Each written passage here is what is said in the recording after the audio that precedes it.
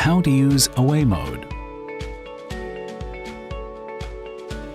Away Mode allows you to temporarily block internet access for specific devices on your network when you're not home. Selected devices won't be able to connect to the internet.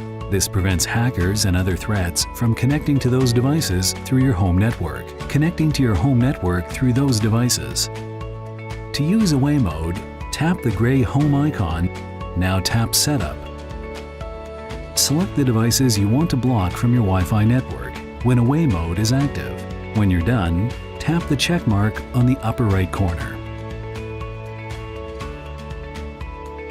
Once your Away Mode device list is set, tap to turn it on here. Or tap the home icon near the bottom right of the home screen anytime you want to activate or deactivate Away Mode. You can do this anywhere as long as you have an internet connection.